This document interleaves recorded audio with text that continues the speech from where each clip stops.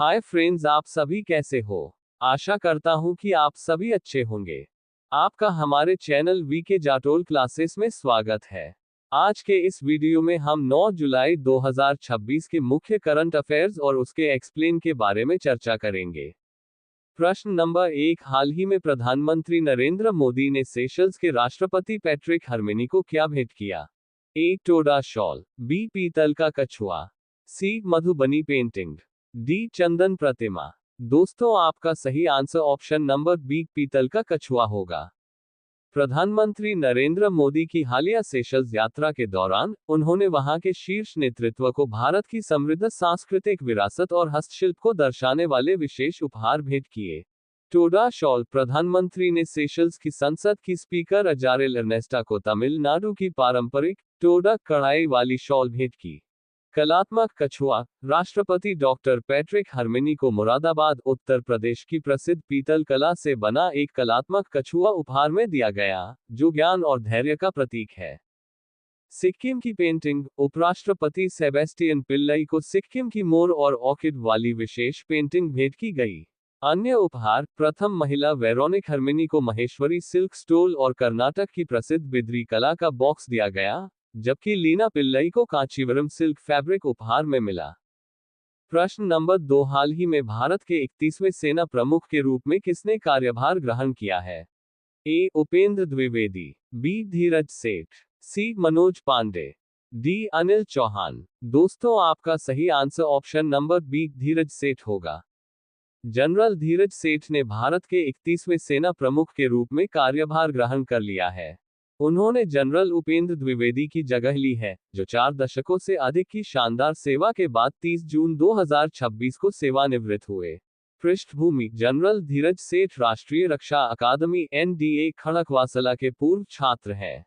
उन्हें दिसंबर 1986 में बख्तरबंद core armoured corps में कमीशन मिला था। अनुभव, उनके पास लगभग 40 वर्षों का लंबा और विविध सैन्य अनुभव है। उन्होंने रेगिस्तान में बख्तरबंद रेजिमेंट, पश्चिमी मोर्चे पर बख्तरबंद ब्रिगेड और जम्मू कश्मीर में आतंकवाद विरोधी बल का नेतृत्व किया है। रणनीतिक भूमिकाएं, वे सुदर्शन चक्र कोर के कमांडर रह चुके हैं और दिल्ली क्षेत्र के जनरल ऑफिसर कमांडिंग के रूप में भी कार्य कर चुके हैं। सेना कमांडर के तौर पर उन्होंने दक्षिण पश्चिमी और दक्षिणी कमान को संभाला है। आधुनिकीकरण, जनरल सेठ को सेना के आधुनिकीकरण और क्षमता विकास में महत्वपूर्ण योगदान के लिए जाना जाता है। उन्होंने भविष्य की युद्ध आवश्यकताओं और नई तकनीकों के साथ भारतीय सेना को तैयार करने में अहम भूमिका निभाई है। प्रश्न नंबर 3, हाल ही में भारत के पर्यटन स्थलों के डिजिटल प्रचार के लिए पर्यटन मंत्रालय ने किसके साथ समझौता किया? A Microsoft, B Amazon, C Google India, D Meta. दोस्तों, आपका सही answer option number C Google India होगा। समझौता, पर्यटन मंत्रालय ने भारत के पर्यटन स्थलों को डिजिटल रूप से बढ़ावा देने के लिए गूगल इंडिया के साथ एक समझौता ज्ञापन MOU पर हस्ताक्षर किए हैं। उद्देश्य, इसका मुख्य उद्देश्य डिजिटल तकनीक, आर्टिफिशियल इंटेलिजेंस AI और डेटा आधारित जानकारियों का उपयोग करके भारत को एक आधुनिक, सुलभ और प्रतिस्पर्धी वैश्विक पर्यटन स्थल के रूप में स्थापित करना है।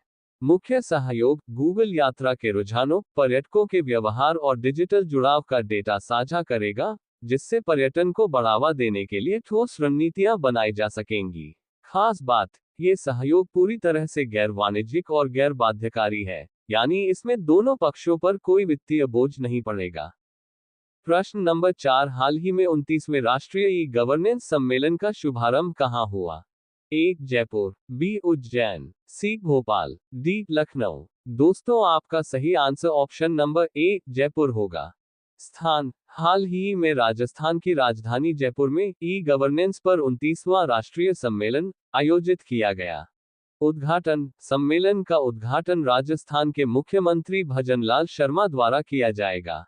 आयोजन, इस सम्मेलन का संयुक्त रूप से प्रशासनिक सुधार एवं लोक शिकायत विभाग DARPG, इलेक्ट्रॉनिक्स एवं सूचना प्रौद्योगिकी मंत्रालय METI तथा राजस्थान सरकार द्वारा आयोजन किया जा रहा है। इस सम्मेलन की थीम है विकसित भारत 2047, AI सक्षम, डेटा संचालित और सुरक्षित डिजिटल शासन। उद्देश्य। इस सम्मेलन का मुख्य उद्देश्य भारत में शासन को और अधिक पारदर्शी, जवाबदेह और नागरिक केंद्रित बनाने के लिए डिजिटल तकनीकों के उपयोग को बढ़ावा देना है। महत्व। ये सम्मेलन डिजिटल परिवर्तन, artificial intelligence AI, data governance और साइबर सुरक्षा जैसे विषयों पर चर्चा के लिए एक महत्वपूर्ण मंच प्रदान करता है, ताकि सरकारी सेवाओं को जनता तक सुगमता से पहुंचाया जा सके। सम्मेलन में इस बात पर जोर दिया गया कि कैसे तकनीक के माध्यम से सरकारी प्रक्रियाओं को सरल बनाकर न्यूनतम सरकार, अधिकतम शासन के लक्ष्य को प्राप्त किया जा सकता है। प्रश्न नंबर 5, हाल ही में सेना के उप प्रमुख का पदभार किसने ग्रहण किया? A. Dheeraj Seth, B. Sandeep Jain, C. Upendra Dwivedi, D. Anil Chauhan. दोस्तों, आपका सही answer option number B Sandeep Jain होगा।